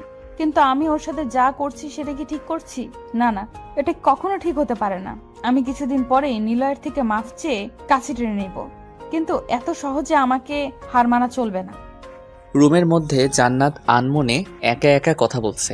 জান্নাতকে দাঁড়িয়ে থাকতে দেখে জিজ্ঞাসা করলাম, তুমি দাঁড়িয়ে আছো কেন? আপনার কণ্ঠটা এমন লাগছে কেন? না তেমন কিছু না। আপনি বলবেন না নাকি থাপ্পড় দিব? এত মারতে চাও কেন? শুধু শুধু মারে, এবার মারলে আমি কিন্তু কান্না করব। যেটা বলছি সেটা বলেন, এত কথা বলেন কেন? কিছুক্ষণ চুপ থাকার পরে বললাম, আসলে গত রাতে ফ্লোরে ঘুমানোর জন্য মনে হচ্ছে একটু ঠান্ডা লাগছে, তবে সেরে যাবে। সেরে যাবে মানে? আর আমাকে বলতে পারেননি ফ্লোরে ঘুমালে আপনার সমস্যা হবে? বাসর ঘরেই বলেছিলাম, হয়তো শোনোনি। ঠিক আছে, আপনি বসে থাকেন, আমি খাবার নিয়ে আসছি। বাপ্পা, এত কেয়ার স্বামী হিসেবে মেনে নিলে নাকি এখনই? জি না, আপনি এখন আমাদের বাসায়, তাই আপনার কিছু হলে আপনার আব্বু আম্মু আমাকে ছেড়ে কথা বলবে না, তাই কথাটা বললাম। জান্নাত আর কিছু না বলে রুম থেকে চলে গেল। আমি ড্রেস পরে বিছানায় বসে আছি, তখন আম্মু কল করলো। হ্যাঁ আম্মু বলো, কেমন আছো? আমি ভালো আছি, কিন্তু তোর গলা কেমন যেন শোনাচ্ছে। এই হলো মা জাতি, ছেলের কিছু হলেই জেনে যাবে। সৃষ্টিকর্তা মনে হয় সকল মাকে সন্তানদের মনের কথা আর অবস্থা বোঝবার ক্ষমতা দিয়ে দিয়েছেন। এমন মা জাতিকে জানাই হাজার হাজার সালাম। কি হলো, কথা বলছিস না কেন? হ্যাঁ আম্মু বলো। তোর কোনটা এমন শোনাচ্ছে কেন? আসলে আম্মু নতুন বাসা তো, তাই হয়তো ঠান্ডা লাগছে। তুমি চিন্তা করো না, ঠিক হয়ে যাবে। ঠিক আছে, ওষুধ খেয়ে নিস। আম্মু। এখন রাখছি, পরে কথা হবে। ঠিক আছে আম্মু। আম্মুর সাথে কথা বলে ফোনটা বিছানাতে রাখতে না রাখতেই জান্নাত প্রশ্ন করলো, কে ফোন করেছিল? আরে তুমি কখন এলে? আমি যেটা প্রশ্ন করেছি সেটা আগে বলেন। গার্লফ্রেন্ড ফোন করেছিল। লামু বলছিলেন কাকে? হনুমান? জানার পরেও জিজ্ঞেস করো কেন? হইছে, আর বলতে হবে না। এখন খাবারটা খেয়ে ওষুধটা খেয়ে নিন। আর হ্যাঁ, বিকেলে আমরা ঘুরতে বেরোবো। ঠিক আছে। তারপর খাবার খাওয়ার পরে ওষুধটা খেয়ে নিলাম। ভালো না লাগার জন্য আবার ঘুমিয়ে গেলাম। ঘুম থেকে উঠে ফ্রেশ হয়ে ঘুরতে বের হলাম। আমি, জান্নাত আর আমার একমাত্র শালিকা জিতু। জান্নাতের থেকে জিতু হাজার গুণে ভালো। শালার বউটা কথায় কথায় ঝাড়ি আর বকা দেয়, আর শালিকা কত সুন্দর করে কথা বলে। যদি জান্নাতের জায়গায় জিতু থাকতো কত ভালোই না লাগতো। মনে মনে বকা দিচ্ছেন? মানে কাকে বকা দিব? তাহলে চুপচাপ আছেন কেন? কোথায় চুপচাপ আছে? দুলাভাই তো আমার সাথে কথা বলছে, বরং তুমি নিজেই তো আমাদের সাথে কথা বলছো না। জিতু, তুই থাপ্পড় চিনস? জিতু তো ঠিকই বলছে, আর এসব বাদ দাও। তারপর আরও কিছুক্ষণ ঘোরাঘুরির পরে বাসায়, মানে শ্বশুর বাসায় চলে এলাম। রাতের খাওয়া দাওয়া শেষ করে ঘুমানোর জন্য ফ্লোরে বিছানায় পারছি। এমন সময় জান্নাত রুমে এলো। কি করছেন? এই তো বিছানা পারছি। আমার তো বিছানায় ঘুমানোর কপাল নেই। ঢং দেখলে আর বাঁচি না। বিছানা পারতে হবে না, আপনি এখন থেকে বিছানাতেই ঘুমাবেন। আর তুমি কোথায় ঘুমাবে? আপনার সাথেই।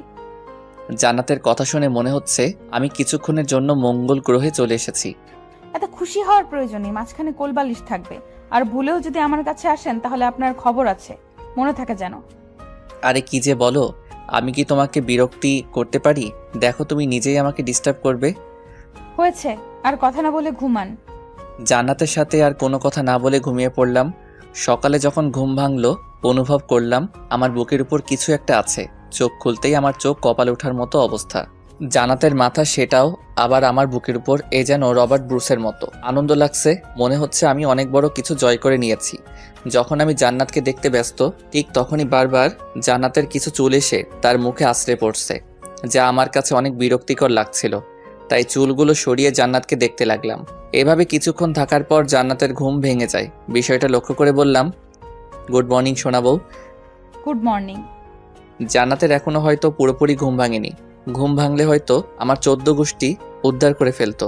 কথাগুলো মনে মনে ভাবছি, অমনি শুরু হলো, আপনার বুকের উপর আমার মাথা কেন? সেটা তো তুমি ভালো জানো। আমি তো আমার লিমিটের মধ্যেই আছি। বুঝতে পারছি, আপনি ইচ্ছা করেই আমার মাথাকে আপনার বুকের উপরে রেখেছেন। দেখো জান্নাত, তুমি যেটা ভাবছো সেটা কিন্তু না। কি ভাবছি আমি? হ্যাঁ, যা বোঝার তা আমি বুঝে গেছি। চুপ, একদম চুপ। অনেক হয়েছে আর না। কি ভাবো নিজেকে? তোমাকে আমি ভালোবাসি, সেটা আর কিভাবে বোঝাবো? হ্যাঁ মানছি আমি তোমাকে বাধ্য করছি আমাকে বিয়ে করতে, কিন্তু আমি তো কোনো অন্যায় করিনি। ঠিক আছে, আজকের পর থেকে তোমাকে আর কোনো প্রকার ডিস্টার্ব করব না, তোমাকে কিছু জিজ্ঞাসা করব না। হ্যাপি? কথাগুলো অনেক কষ্ট করে বললাম, কিন্তু আমারই বা কী বা করার আছে? কিছু না জেনে খারাপ বলার কোনো মানে আছে? জান্নাতের দিকে লক্ষ্য করলাম, দেখলাম মেয়েটা কান্না করছে। ওর চোখের জল কেন জানি না আমার খারাপ লাগার মধ্যে একটা। আর কিছু না বলে বিছানা থেকে উঠতে যাব তখন আমি আসলে অমনভাবে কিছু বলতে চাইনি। কান্না করতে করতে কথাটি বলল। আমি আর কোনো উত্তর না দিয়ে বাথরুমে চলে গেলাম। ফ্রেশ হয়ে এসে দেখি জান্নাত এখনও কান্না করছে। ফ্রেশ হয়ে নাও। আমার কথাটা শুনে কান্না থামিয়ে বাথরুমে চলে গেল। আজ সারাদিন জান্নাতের সাথে একবারও কথা হয়নি। বলতে গেলে আমি ইচ্ছা করে কথা বলিনি। আর কী বা কথা বলবো? প্রতিটা কথাতেই অপমান ছাড়া আর কী বা পাই। জান্নাত কেন যে বুঝতে চায় না আমি ওকে কতটুকু ভালোবাসি। মন খারাপ, তাই জয়কে ফোন দিয়ে বললাম, দোস্ত মন খারাপ, কিন্তু কপাল খারাপ হলে আর যা হয়, যা জীবনে খাইনি সেটা খাইতে বলে। মানে সিগারেট, মদ, নেশা জাতীয় কুখাদ্য। রাতে খাবার টেবিলে বসে আছি, এমন সময় শ্বশুর আব্বা বলল, তা বাবা নিলয়, তোমাকে দেখে মনে হচ্ছে তোমার কিছু একটা হয়েছে। কথাটা শুনে হতভম্ব হয়ে গেলাম, কারণ সকাল থেকেই মনটা খারাপ। জান্নাতের দিকে তাকিয়েও কিছুটা অবাক হলাম। আমাকে যে এ ধরনের প্রশ্ন করা হয়েছে, আর অন্যদিকে সে কিছু বলা রেখে খেয়ে যাচ্ছে। মন চাইছে না খাইয়ে মেরে ফেলি। নিলয়, কিছু হলে আমাদের বলতে পারো। জি মানে? আব্বু, ওনার আজ পেট খারাপ, তাই খেতে পারবে না, তাই হয়তো এরকম করছে। আল্লাহ গো, এই মেয়ে কি বলে এসব? এখন মনে হচ্ছে খাওয়াটাও হবে না। তুই আগে বাসায় চল, তারপরে তোকে দেখাচ্ছি। আরে তাই বললে হয় নাকি, কিছু তো একটা খাও। জি আমি খাচ্ছি, প্রচুর ক্ষুধা লাগছে। দুপুরেও সেরকম কিছু খাইনি, তাই কিছু বলার আগে খেয়ে নেয়াই ভালো। অন্তত পক্ষে ক্ষুধা তো কমবে। না থাক, আপনার খেতে হবে না, পরে আবার যদি পেট খারাপ হয়। ঠিক আছে। কিছু না বলে রুমে চলে আসলাম। যদি আবার অপমান করে, আর আজকে রাতটা পার করতে পারলে হয়। এই বাসায় আর থাকবো না। কেন যে আসতে চেয়েছিলাম। সব কয়েকটা মাথা মোটার দল নতুন জামাইকে না খাইয়ে রাখে। রুমের ভিতরে জান্নাত আর ওর পরিবারকে একা একা বকা দিতে লাগলাম। খবরদার, আমার পরিবারকে আর একটাও বাজে কথা বলতে পারবেন না। বললে কি করবে শুনি? অনেক কিছু করব। জান্নাতের দিকে এগিয়ে যাচ্ছি, আর জান্নাত আস্তে আস্তে পিছু হাঁটছে। একসময় জান্নাত দেয়ালের সাথে আটকা পড়ে যায়। তখন জান্নাতের দুহাত দেয়ালের সাথে লাগিয়ে বললাম, বলো কি করবে? প্লিজ হাত ছাড়ুন, ব্যথা লাগছে। যদি না ছাড়ি? আমারই ভুল হয়েছে। কি ভুল হয়েছে? স্বামীর অধিকার না কাটিয়ে। তবে এখন আমি আমার ন্যায্য পাওনা বুঝে নিতে চাই। আপনার পায়ে ধরি, প্লিজ আমাকে ছেড়ে দিন, হাতে ব্যথা পাচ্ছি। জান্নাতের চোখের দিকে তাকিয়ে দেখলাম ওর চোখে বৃষ্টি জমে আছে, যা যখন তখন নামতে পারে। আর জান্নাতের অমন চেহারা আমার দেখতে ভালো লাগে না, তাই ছেড়ে দিলাম। জান্নাত আমাকে কোনো কিছু না বলেই বাইরে চলে গেল। কিছুক্ষণ পর রুমে আসলো। তবে এবার জান্নাতের ব্যবহার দেখে অনেক বেশি মুগ্ধ হলাম। কারণটা হলো আমার জন্য খাবার নিয়ে এসেছে। খাবারটা খেয়ে নিন। জি না। কেন, আবার কি হলো? দেখুন, আমি কিন্তু এবার কিছু বলিনি যে সকালের মতো বকা দিবেন। তারপরেও আমি খাবো না। তবে তবে কি? তুমি নিজের হাতে খাইয়ে দিলে খাইতে পারি। ঢং দেখলে বাঁচি না। আপনি কি বাচ্চা যে খাইয়ে দিতে হবে? ঠিক আছে, আমি তাহলে খাবোই না। আরে খাইয়ে দিচ্ছি তো। তাহলে বসে আছো কেন? তারপর জান্নাত আমাকে খাইয়ে দিতে লাগলো। জীবনের আরেকটা চমৎকার জিনিস উপভোগ করলাম। সেটা হলো বউয়ের হাতে খাবার খাওয়া। স্ত্রীর হাতে খাবার খেতে মজাই অন্যরকম। এ যেন আলাদা এক সুখ। এই নিয়ে আর কিছু বলতে পারবো না। যদি একান্ত জানার ইচ্ছা থাকে তাহলে বিয়ে নেন। খাবার খাওয়া শেষ করে ঘুমিয়ে গেলাম। পরের দিন বিকেলে আমাকে আর জান্নাতকে বাসায় নিয়ে গেল। এতক্ষণে হাঁপ ছেড়ে বাঁচলাম। না জানি আবার কি বলে সবার সামনে অপমান করত। বাসায় এসে জান্নাত আব্বু আম্মুকে সালাম করলো। আম্মু, আব্বু, আপনাদের কিছু বলার ছিল। হ্যাঁ মা, বলো। আসলে আম্মু, নিলয় মানে আপনাদের ছেলে আমাকে ভালোই বাসে না। ওই কি বলে এগুলো? তুমি চুপ করো। বৌমা, তুমি বলো। গত 2 দিন ইনি আমাকে একবারও নিজের ইচ্ছায় কোনো জায়গায় ঘুরতে নিয়ে যায়নি। ঠিক আছে মা, এখন আমি ওকে বলে দিব যেন তোমাকে নিয়ে ঘুরতে যায়। আরও কিছু কথা বলে রুমে চলে এলাম। এভাবে দেখতে দেখতে 2টা মাস কেটে গেল। কিন্তু এর মাঝে আমার আর জান্নাতের মাঝে কোনো কিছুই হয়ে ওঠেনি। সব কিছুতেই শুধু ঝগড়া আর বকা। আজ জান্নাতের রেজাল্ট দিবে। মনে মনে দোয়া করছি যেন জান্নাত ফেল করে। আপনাকে আম্মু ডাকতেছে। ঠিক আছে চলো। তারপর আমি আর জান্নাত আম্মুর কাছে গেলাম। আম্মু, আব্বু কোথায়? তুই জানিস না তোর আব্বু এই সময় কোথায় থাকে? ও আব্বু তো এই সময় অফিসে থাকেন, কিন্তু তোমাকে দেখে কিছুটা বিচলিত লাগছে। জান্নাতের রেজাল্ট দিচ্ছে। ও এই ব্যাপার, নিশ্চয়ই ফেল করছে। তুমি চিন্তা করো না আম্মু, ওকে দিয়ে কোনো কিছু হবে না। গাধা, জান্নাত 4.95 পেয়েছে। আল্লাহ, আমি এসব কি শুনতেছি? আম্মু গো, তুমি আমারে কি বললা? এই মেয়ে তো এখন আমারে পাগল করে ফেলবে। এমনিতেই মাথার 2 তার কাটা, এখন না জানি আমার কি খাবে। আল্লাহ আমাকে বাঁচাও। কি হলো, কথা বলতেছেন না কেন? আমি রুমে যাব। তুই অপেক্ষা কর, তোর জন্য পুরস্কার আছে। কি পুরস্কার আম্মু? ওই আগের মতো 10 বার। না আম্মু, এটা হয় না, প্লিজ আমাকে মাফ করে দাও। প্রমিস আর কখনো এমন দোয়া বা কথা বলবো না। যেটা করতে বলছিস সেটা কর। কিন্তু? কোনো কিন্তু না, তাড়াতাড়ি। কি আর করা, বউয়ের সামনে আমার ইজ্জত খেয়ে দিচ্ছে। আর 10 বার মানে হলো কান ধরে 10 বার উঠবস করা। এটা আসলে ছোটবেলার থেকে শাস্তি পেয়ে আসছি। কিন্তু আজ বউয়ের সামনে আল্লাহ এই দুজনের বিচার করো। তোমার নাদান বান্দাটারে একা পেয়ে অত্যাচার করছে। শাস্তি শেষ হওয়ার পরে দেখলাম জান্নাত আর আম্মু হাসাহাসি করছে। তাই জান্নাতকে উদ্দেশ্য করে বললাম, তুমি আগে রুমে আসো, তারপর তোমার হাসি বের করছি। বলে রুমে চলে আসলাম। কিছুক্ষণ পর জান্নাত রুমে আসলো, তবে অনেক খুশি হয়ে। জান্নাতকে এমন হাসি খুশি দেখে মন চাইছে ওর নাক ফাটিয়ে দেই। বিছানায় বসে থাকা অবস্থায় জান্নাতকে বললাম, জান্নাত এদিকে আসো। জান্নাত কোনো কিছু না বলে আবার আমার সামনে আসলো। এবার কান ধরো। কি? কি নয় জি। আমি কান ধরতে পারবো না। কি বললে? আমি কান ধরতে পারবো না। এবার ইচ্ছা করে জান্নাতের গলা টিপে ধরলাম। দেখলাম জান্নাত কান্না করছে। পরক্ষণে জান্নাতের গলার দিকে তাকিয়ে দেখলাম কিছুটা লাল হয়ে গেছে। কিন্তু আমি তোকে কষ্ট দিতে চাইনি, আমি তো ওর সাথে শুধু মজা করছিলাম। জান্নাত সোফার উপরে বসে কান্না করছে। এবার নিজেই নিজেকে ধিক্কার দিয়ে বলতে ইচ্ছা করছে, কি করছি আমি? মজা করতে গিয়েও মেয়েটাকে কষ্ট দিলাম। জান্নাত, আমি আসলে তোমাকে কষ্ট দিতে চাইনি, আমি শুধু মজা করতে চাইছিলাম। জান্নাত প্লিজ কান্না করো না। কি চান আপনি? জান্নাত, তুমি এভাবে কথা বলছো কেন? জান্নাত, আমি আর আপনার সাথে থাকতে পারবো না। থাকতে পারবে না মানে? আপনি আমাকে ডিভোর্স দিবেন। কি বলছো তুমি এসব? আমি ঠিকই বলছি। বলে চোখ মুছতে মুছতে রুমের বাইরে চলে গেল। কি হচ্ছে এসব আমার সাথে? এইটুকুতেই জান্নাত রেগে গেল, কিন্তু আমি তো শুধুই মজা করতে চাইছিলাম। না, মাথা কাজ করছে না। বাজারে চলে আসলাম ঘোরাঘুরি করে। রাত 12টার সময় বাসায় গেলাম। কলিং বেল বাজাতেই আম্মু দরজা খুলে দিল, সাথে শুরু করে দিল, এত রাত অব্দি কোথায় ছিলি? আর তোর ফোন বন্ধ কেন? কি হয়েছে? না কিছু না। কি হয়েছে নিলয়, বল আমাকে। আম্মু কিছু হয়নি, এমনি ভালো লাগছে না। আম্মুকে আর কিছু বলার সুযোগ না দিয়ে রুমে চলে আসলাম। এসে দেখি জান্নাত ঘুমিয়ে আছে। কিছুক্ষণ ওর দিকে তাকিয়ে থাকতে থাকতে কখন যে চোখ দিয়ে জল গড়িয়ে পড়ছে বুঝতেই পারিনি। কেমন যেন মাথাটা ধরে আসছে, মনের ভিতরে বিষণ্ণতা ভরপুর করছে। সোফার উপরে বসে পড়লাম।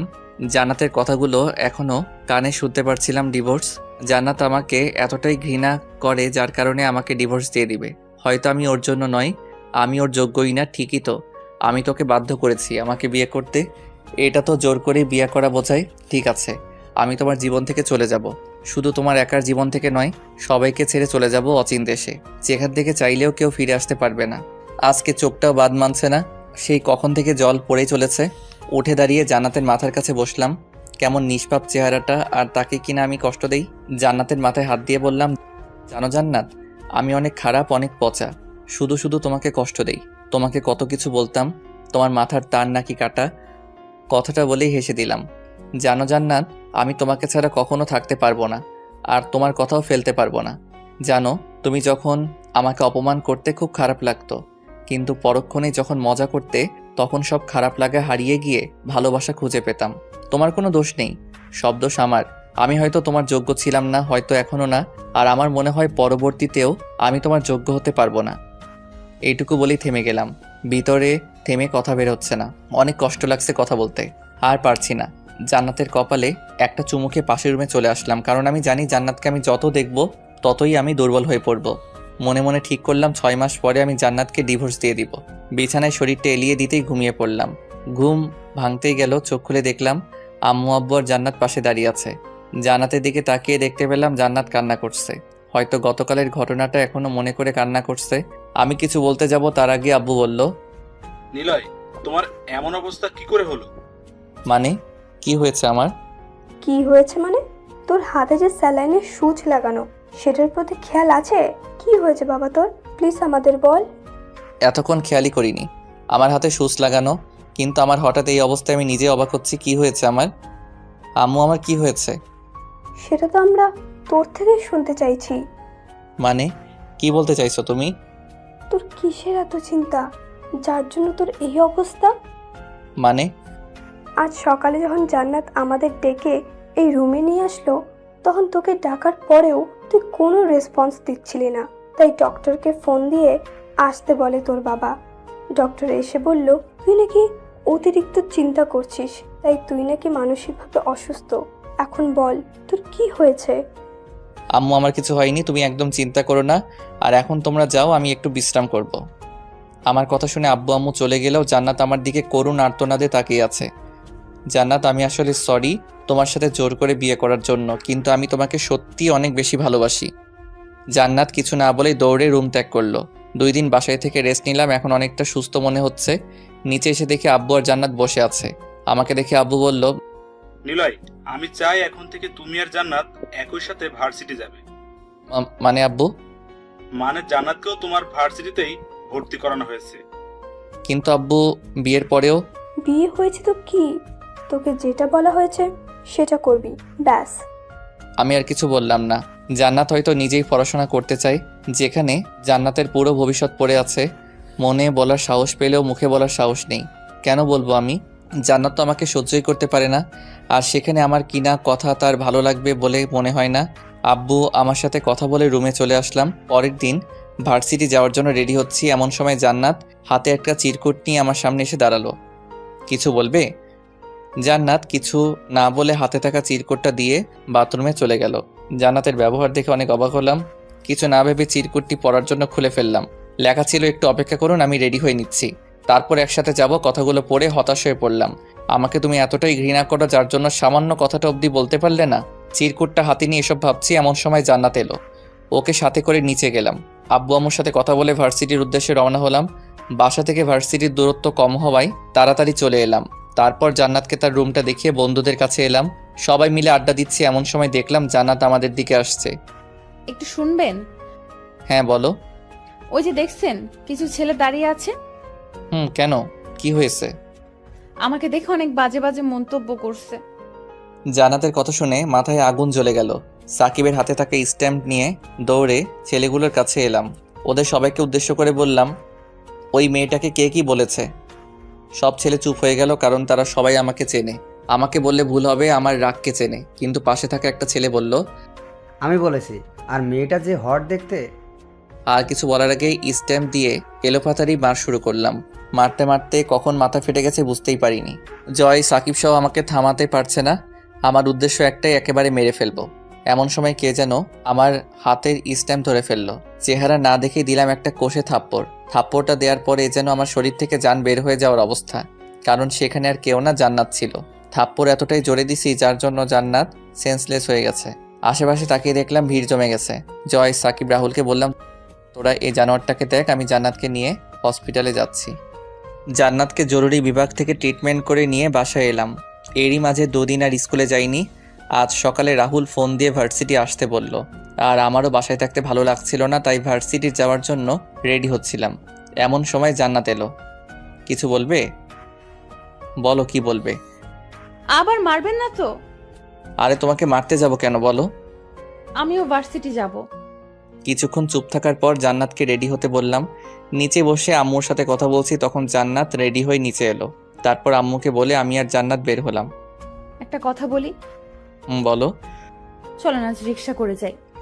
তোমার দরকার হলে যাও, আমি যেতে পারবো না। কেন পারবেন না? যেতে পারবো না, ব্যাস। এত কথা বলো কেন? জান্নাত আর কিছু বললো না। তারপর গাড়ি নিয়ে ভার্সিটি এলাম। ভার্সিটি আসতেই বন্ধুরা এলো। নিলয়, তোকে প্রিন্সিপাল স্যার ডাকছে। কেন? সেটা বলিনি। ঠিক আছে, তোরা থাক, আমি আসছি। আরে না, সাথে ভাবিকেও নিয়ে যেতে বলেছে। ঠিক আছে, তাহলে তোরাও চল। তারপর প্রিন্সিপাল স্যারের রুমে ঢুকতে ঢুকতে পেলাম ওই ছেলেটাকে দেখেই মাথায় আগুন জ্বলে উঠল। মন চাইছে কুপিয়ে হত্যা করি। নিলয়, এদিকে আসো। জি স্যার, বলুন, কি বলবেন? তারপর স্যার সেদিনের ঘটনা বলল। সব কিছু শুনে আমি জান্নাতের দিকে তাকালাম। ওকে দেখে মনে হচ্ছে ওই ছেলেটাকে এখনই মেরে ফেলবে। জান্নাতের কানের কাছে গিয়ে বললাম, ছেলেটার কি করব? ভার্সিটি থেকে কি বের করে দিব? হ্যাঁ, যেন কোনো মেয়ে আর এরকম জানোয়ারদের মুখে বাজে মন্তব্য না শুনতে হয়। আমাদের দুজনের কথা বলা দেখে সাকিব চুপ করতে বলল, তাই আর কোনো কথা বললাম না। নিলয়, এখন তুমি কি চাও? স্যার, ছেলেটা আমার স্ত্রীকে বাজে মন্তব্য করেছে, এর জন্য সে উপযুক্ত শাস্তিও পেয়েছে। কিন্তু সেদিন আমি ছিলাম বলে আর কিছু করতে পারিনি। কিন্তু যদি অন্য কোনো দিন অন্য কোনো মেয়েকে বাজে মন্তব্য করে, তাহলে তাদের কি হবে? তাই আমি আর জান্নাত চাই এরকম ছেলেদের আমাদের ভার্সিটি থেকে বের করে দেন। ঠিক আছে, তাই হবে। এখন তোমরা যাও। প্রিন্সিপাল স্যারের রুম থেকে বেরোতেই রিয়ার সাথে দেখা। আরে নিলয়, কেমন আছিস? ভালো, তুই কেমন আছিস? ভালো, চল সবাই মিলে মাঠে গিয়ে আড্ডা দেই। ঠিক আছে, তোরা যা, আমি জান্নাতকে রুমে দিয়ে আসছি। আর শোন, ওই জামরুল গাছটার কাছে গিয়ে বস, তাহলে সুবিধা হবে। সুবিধা মানে? এসে বলছি। তারপর ওদের সাথে কথা না বাড়িয়ে জান্নাতকে ওর রুমে দিয়ে আড্ডা দেওয়ার জন্য চলে গেলাম। এসে দেখলাম সবাই বসে আছে, সাথে কিছু পেতনিও। কি রে শালা, কোথায় থেকে উদয় হইলি? চুপ শালি, তোর লজ্জা করে না এসব বলতে? এ আইসে সাধু, যখন তুই আমাদের বলিস তখন সেগুলো কি হয় শুনি? এই তোরা চুপ করবি? আর নিলয় তুই আগে বল, এখানে বসে আমাদের কি সুবিধা? আরে তোদের না, শুধু আমার। মানে হলো ওই যে দেখছি রুমটা, ওইটা হচ্ছে জান্নাতদের। আর এখানে বসেছি এই জন্যই যেন জান্নাতের রুমটা দেখতে পারি। তাই বল। তারপর সবাই মিলে অনেক আনন্দ করে রুমে চলে এলাম। তারপর সবগুলো ক্লাস করার পর বাইরে জান্নাতের জন্য অপেক্ষা করতে লাগলাম। কিছুক্ষণ পর জান্নাত এলো, কিন্তু জান্নাতকে দেখে মনে হচ্ছে অনেক রেগে আছে। মনে মনে ভাবলাম হয়তো স্যার বকা দিয়েছে। ভালোই হয়েছে, ভার্সিটি আসার শখ মিটে গেছে। কাল থেকে তো আর ভার্সিটি আসবে না, ভালোই হয়েছে। এসব ভাবছি আর মুচকি হাসছি। গাড়ির সামনে এসে জান্নাতকে বললাম, গাড়িতে ওঠো। কি হলো, ওঠো। রিক্সা ছাড়া যাব না। জান্নাতের কথাগুলো শুনে মনটাই চাইতেছে ধরে একটা আছাড় মারি। নিজেকে স্বাভাবিক করে বললাম, রিক্সায় না গেলে হয় না? থাক তুই তোর গাড়ি নিয়ে, আমি চললাম। কি আর করা, ড্রাইভারকে ফোন দিয়ে বললাম ভার্সিটি থেকে যেন গাড়িটা নিয়ে যায়। কথা বলতে বলতে দেখলাম জান্নাত একটা রিক্সায় উঠে পড়েছে। দৌড়ে রিক্সার কাছে গেলাম। যখনই উঠতে যাব তখনই জান্নাত ধাক্কা দিয়ে সরিয়ে দিল। যা বাবা, এখন আবার কি করলাম? আরে এখন আবার এমন করছো কেন? তুই তোর গাড়ি নিয়ে বাসায় যা। এখানে কি করতে আসছস? যা ভাগ এখান থেকে। এই তুমি আমাকে তুই করে বলছো কেন? আমার মুখ আমি বলতে পারি। জান্নাতের কথা শেষ হতে আমি রিক্সায় উঠে বসলাম। তারপর রিক্সাওয়ালা মামাকে বললাম চালাতে। এখন বলো তুমি রাগ করছো কেন? কি হলো বলো। খবরদার আমাকে স্পর্শ করবি না। ঠিক আছে, আমি তাহলে নেমে যাচ্ছি। একদম না, চুপচাপ বসে থাক। তাহলে বলো কি হয়েছে? আমার দিকে জান্নাত কিছুক্ষণ তাকিয়ে থাকার পর কান্না করে দিল আর বলতে লাগলো, তুই এমন কেন? হ্যাঁ, কি কথা থাকে ওই মেয়ের প্রতি? কই, আমার সাথে তো কখনো অনেকক্ষণ বসে থাকিস না, আমার সাথে তো কখনো হেসে হেসে কথা বলিস না। তাহলে ওই মেয়েদের প্রতি তোর কি এমন কথা থাকে যে এত হাসাহাসি করিস? ও এই কথা। আর আমি তো অন্য কিছু ভেবেছিলাম। কি ভেবেছিলেন?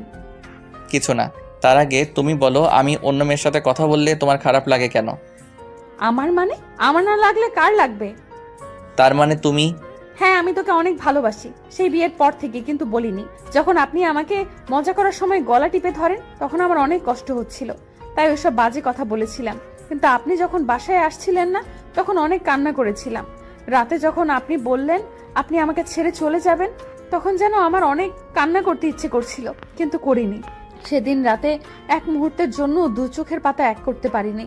পরের দিন যখন আপনাকে ডাকার জন্য ওই রুমে যাই তখন দেখি আপনি শুয়ে আছেন। অনেক ডাকার পরেও যখন উঠছিলেন না তখন আমি অনেক ভয় পেয়ে গেছিলাম। সেজন্য আম্মু আব্বুকে ডেকে আনি আর আপনার সাথে কথা বলতে চাইনি, কারণ আপনি হঠাৎ আমাকে মারেন, কারণ আপনার অনেক রাগ। আর যখন ওই ছেলেটাকে মারলেন তখন আপনাকে সব সত্যি বলতে চেয়েছিলাম, কিন্তু আপনি উল্টো আমাকে থাপ্পড় দিয়ে হসপিটালে পাঠানোর ব্যবস্থা করেন।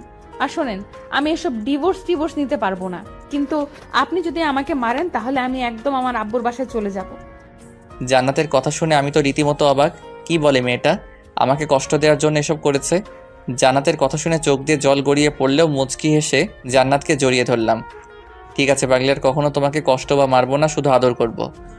মনে থাকে জানো, আর যদি আপনি কখনো কষ্ট দেন তাহলে তোমার খবর আছে। কিন্তু তুমি আমাকে আপনি না তুমি বললে। দুটোই বলছি, এখন থেকে তুমি বলবো। তারপর জান্নাতের সাথে কথা বলতে বলতে বাসায় চলে এলাম। রিকশায় থেকে নেমে বললাম, জান্নাত আমার কাছে তো টাকা নাই। তো আমি কি করব? আমি কি তোমাকে বলেছিলাম রিকশায় উঠতে বলেছিলাম? আমার টাকা আমি দিব আর তোমার টাকা তুমি দিবা। এই না প্লিজ, তুমি দিয়ে দাও, পরে শোধ করে দিব। প্রমিস? হ্যাঁ গো বউ। তারপর জান্নাত টাকা দিয়ে বাসার ভিতরে চলে এলাম। রাতের খাবার খেয়ে ঘুমোতে যাব এমন সময় জান্নাত এলো। আমাকে দেখে বলল, একটা কথা বলি। হ্যাঁ বলো। কাল কোথাও ঘুরতে বের হলে কেমন হয়? ভালো, তবে এখন আমার কিছু কথা তোমাকে রাখতে হবে, যদি রাখো তাহলে যাব। ঠিক আছে, বলো। জান্নাতকে কাছে আসতে বলে কিস করতে লাগলাম। প্রথমে জান্নাত ছাড়াতে চাইলেও পরে আর বারণ করার চেষ্টা করেনি। দুজনে চলে গেলাম ভালোবাসার এক অচিন সমুদ্রে। তারপর জান্নাতের কপালে একটা ভালোবাসার পরশ এঁকে দিয়ে ঘুমিয়ে পড়লাম। পরের দিন ঘুম থেকে উঠে দেখি জান্নাত এখনো শুয়ে আছে। এই ফাঁকে জান্নাতের মলিন গালটাতে একটা কিস করলাম। আমি গালে হাত দিয়ে বসে আছি। জান্নাত কিছু না বলে আমার কোলে বসে লিপ কিস করতে লাগলো, কিন্তু হঠাৎ করে আমাকে ধাক্কা দিয়ে বিছানায় ফেলে দিয়ে বাথরুমে চলে গেল। কিছুক্ষণ পর জান্নাত ফ্রেশ হয়ে রুমে এলো। যাও ফ্রেশ হয়ে নাও। হ্যাঁ, কিন্তু তুমি চলে গেলে কেন? এত রোম্যান্স ভালো না বাবু, এখন যাও। তারপর আমিও ফ্রেশ হয়ে রুমে আসলাম। বিছানায় রাখা ড্রেসটা পরে নিলাম। ড্রেস পরে নিচে আসলাম, দেখলাম আব্বু আম্মু আর জান্নাত বসে আছে। জান্নাত আব্বু আম্মুর সাথে অনেক এসে কথা বলছিল। এটা দেখে অনেক রাগ হলো। আমাকে ড্রেস পরতে সাহায্য করলে কি এমন হতো? মনে মনে ঠিক করলাম জান্নাতকে কিভাবে জ্বালানো যায়। কি হলো, দাঁড়িয়ে আছো কেন? না এমনি। জান্নাত একটু রুমে আসো। তারপর আমি রুমে চলে গেলাম। কিছুক্ষণ পর জান্নাত রুমে আসলো। কি হলো, ডাকলে কেন? জান্নাতের কথায় কোনো উত্তর না দিয়ে কোমরে হাত দিয়ে কাছে টেনে আনলাম। জান্নাত কিছু বলবে তার আগে জান্নাতকে আমার শরীরের আরও কাছে নিলাম। বলা যায় দুজনের শরীর এখন এক শরীরে রূপান্তরিত হয়েছে। আমার এমন কাজ দেখে জান্নাত খুব দ্রুত আরও জোরে জোরে নিঃশ্বাস ফেলতে শুরু করলো। জান্নাতের এমন ভীতু চেহারা দেখতে অনেক মলিন লাগছিল। ঠিক তখন মনে পড়লো জান্নাতকে জ্বালানোর কথা। জান্নাত, তুমি আমাকে কতটুকু ভালোবাসো? অনেক বেশি ভালোবাসি। আমার জন্য কি করতে পারবে? তুমি যা বলবা তাই করব। সত্যি তো? ছেড়ে দিলা কেন? আগে বলো, সব করতে পারবে? গো বাবা, তুমি যা বলবা তাই করব। ঠিক আছে সোনা বউ, এখন 10 বার কান ধরে উঠবস করবে আমার সামনে। কি? তুমি কিন্তু বলেছো আমি যা বলবো তাই করবে। এই না প্লিজ বাবু, আমি এটা করতে পারবো না। স্বামীর কথা না শুনলে যে স্বামীর ক্ষতি হয়। কিন্তু তুমি তো। আমি কি সোনা বলো? আমি কিন্তু কান্না করব। ও বুঝতে পারছি, তুমি তো আমাকে ভালোই বাসো না, আমার কথা কেন শুনবে? কে বললো ভালোবাসি না? ভালোবাসলে তুমি আমার কথা রাখতে। থাক, তোমার কিছু করা লাগবে না, আমি গেলাম। এই না না, তুমি বসো, আমি কান ধরে উঠবস করছি। ওকে সোনা। আমি সোফার উপরে বসতেই জান্নাত কান ধরে উঠবস করতে লাগলো। প্রথম 5 বার ভালো করে করলেও তারপর থেকে ওর উঠা বসায় সমস্যা দেখতে পেলাম। আর তাছাড়াও শাড়ি পরে এ ধরনের কাজ করা অনেকটাই দুর্লভ। মোট 8 বারের মতো হয়েছে। তখন জান্নাতকে থামতে বললাম। তারপর আমার কাছে টেনে বসালাম। প্রথমে বসতে চাইছিল না, পরে জোর করে কোলে বসালাম। বাবু রাগ করছো? না। ঠিক আছে, আর কখন এসব করতে বলবো না। এখন তো একটু হাসো। জানো আমি তোমাকে এটা করাতাম না, কিন্তু তুমি আব্বু আম্মুর সাথে হেসে হেসে কথা বলছিলা, যা দেখে হিংসা হচ্ছিল, তাই এটা। তার মানে তুমি? বলেই আমার বুকে মারতে লাগলো। মেয়েটার হাতে শক্তিও আছে বটে, প্রতিটা মারেই ব্যথা লাগে। জান্নাতকে বুকের সাথে আরও চেপে ধরলাম যেন মারতে না পারে। দেখতে দেখতে আমাদের বিয়ের 6 মাস চলে গেল। এখন আমি আব্বুর বিজনেস দেখাশোনা করি, আর জান্নাত বাসায় আম্মুর কাজে সাহায্য করে আর আম্মুর সাথে বসে বসে আড্ডা দেয়। অফিসের কাজ শেষ করার পর ড্রয়ার থেকে একটা কন্ট্যাক্ট পেপার নিয়ে বাসায় এলাম। কলিং বেল বাজাতেই জান্নাত এসে দরজা খুলে দিল, কিন্তু আমি কোনো কথা না বলে রুমে চলে এলাম। জান্নাত আমার এমন ব্যবহার দেখে অনেকটা হতভম্ব আর অবাক হওয়ার কথাটাই স্বাভাবিক, কারণ প্রতিদিন বাসায় এসে জান্নাতের সাথে কথা বলি, সেটাও তার প্রশংসা। রুমে এসে গম্ভীর মুখ নিয়ে বিছানায় বসে পড়লাম। জান্নাত তো আমার পিছু পিছু এলো। অফিসে কি কিছু হয়েছে? না। তাহলে এইভাবে বসে আছো কেন? হাতে থাকা কাগজটা ওর দিকে বাড়িয়ে দিলাম। কি এটা? আমাদের ডিভোর্স পেপার। কথাটা শোনার সাথে সাথে জান্নাতের মাথায় যেন আকাশ ভেঙে পড়ল।